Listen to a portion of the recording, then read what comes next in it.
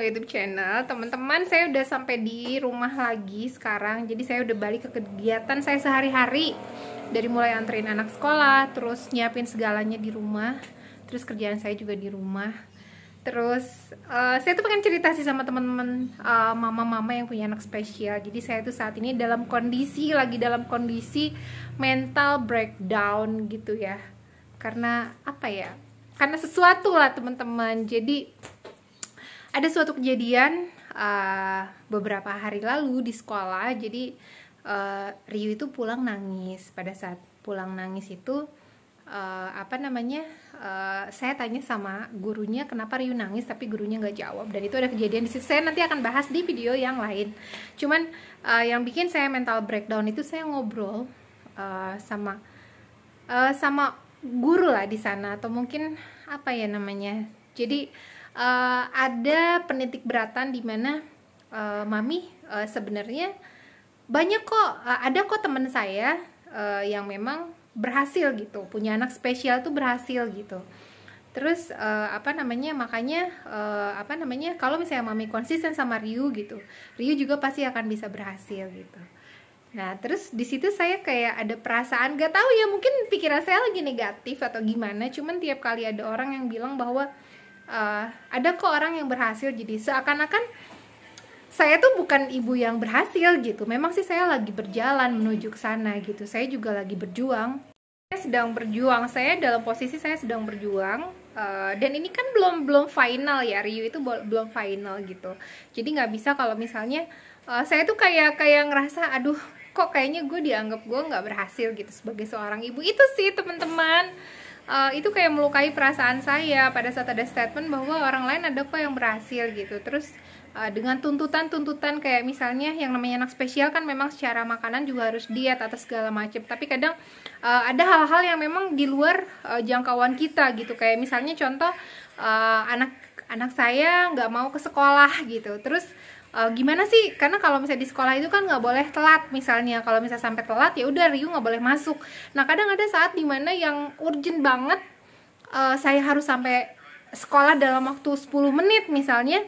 Akhirnya saya bujukin, ya udah kamu mami bekelin coklat ya gitu. Nanti bekalnya coklat buat dimakan di sekolah gitu, kayak gitu. Terus itu yang jadi masalah teman-teman, dimana dari pihak sana berpikir bahwa saya tidak mendisiplinkan Rio dalam hal makanan gitu. Padahal itu terjadi bukan karena keinginan saya, tapi karena memang tuntutan dari sekolah yang nggak boleh telat.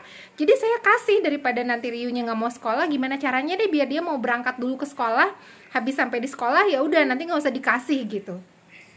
Antara teman-teman semua ada nggak sih yang ngalamin kayak saya, mengalami kayak gue tuh udah ngerasa belum maksimal sih memang mungkin, tapi udah ngelakuin yang terbaik. Cuman kita ketemu orang yang memang tidak tahu perjuangan kita seperti apa, terus menilai bahwa kita kurang ini ya teman-teman, kurang maksimal gitu. Kadang suka sedih juga ya gitu, karena kan orang yang menilai itu nggak tahu apa yang sudah kita lakukan. Terus kayak masalah apa sih, kendala-kendala apa sih yang kita lakukan untuk tetap bisa konsisten, seperti itu sih teman-teman.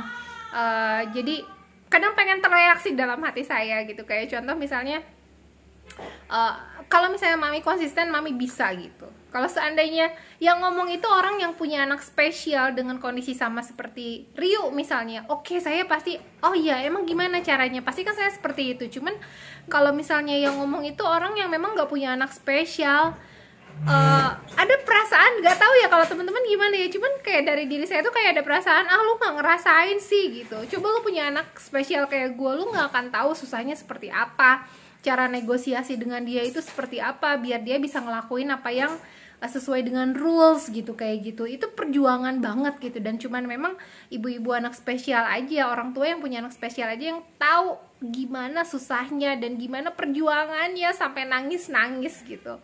Dan pada kondisi itu berkali-kali sih saya kayak nangis, terus saya kayak menyalahkan diri sendiri. Padahal kan menyalahkan diri sendiri itu nggak boleh gitu ya.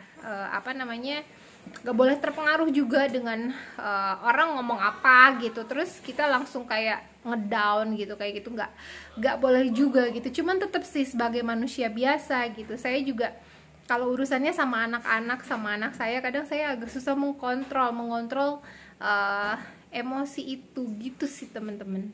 Jadi apa namanya, beberapa hari ini udah hampir 4 hari sih saya tuh kayak ini ya, kayak mungkin kayak pikirannya itu terlalu banyak gitu teman-teman. Mikirin apa ya, ya itu balik lagi kayak apa ya, kayak mental saya tuh kayak tiba-tiba ya itu mental breakdown, itu kayak mental saya kayak bus gitu, jatuh gitu. Dan saya lagi berusaha untuk bangun kembali gitu, membangun percaya diri saya gitu untuk menjadi ibu dari anak saya yang spesial gitu. Saya juga apa ya, sama lah seperti teman-teman, yang namanya semangat kita itu up and down ya. Kadang kita semangat banget gitu, nah itulah makanya kita butuh dukungan. Kadang kata-kata seperti misalnya, enggak kok mami hebat gitu, mami hebat, mami udah melakukan yang terbaik gitu, kayak gitu, itu adalah kata-kata yang bikin kita, atau saya terutama saya kayak ngerasa aduh gila, ini sih kayak disuntikin apa ya, kayak disuntikin vitamin, dan saya jadi semangat lagi gitu dengan dibilangin seperti itu aja gitu. Tapi pada saat dibilangin orang lain bisa, kenapa mami nggak bisa, di situ kayak emang gue nggak bisanya apa ya gitu. Ini kan gue dalam proses menuju ke sana gitu. Terus terkesannya tuh kayak apa ya, kayak saya nggak melakukan apa-apa untuk anak saya. Itu sih yang saya rasain teman-teman gitu. Tapi dari sini saya bisa ambil hikmahnya. Jadi apa sih, seperti yang diajarkan bahwa ya kita nggak bisa apa namanya, memaksa orang lain untuk berpikir sama seperti kita, dan kita juga nggak bisa mengukur orang lain dengan ukuran kita. Kita nggak bisa memaksa ikan terbang atau memaksa burung berenang, karena mereka itu burung indah terbang di atas, dan ikan juga indah berenang di air gitu. Balik lagi ke situ sih. Jadi itu sih yang bikin saya jadi semangat. Oh iya ya, saya nggak bisa maksa seseorang itu untuk menjadi sesuai dengan apa yang saya pikirkan, karena ya mereka saya gitu teman-teman. Oke, mama-mama semua semangat ya dalam membesarkan anak spesial ini saya baru masuk tahun ke-9 membesarkan Ryu. Apa namanya, up and down semangat saya. Kadang saya pengen nyerah, kadang saya semangat lagi gitu ya. Makanya itu butuh dukungan, dan apa ya, butuh apa ya, butuh skill untuk maintain perasaan kita, mental kita, untuk tetap stay di semangat itu gitu sih. Semangat semuanya, thank you for watching, jangan lupa di subscribe channelnya. Bye bye.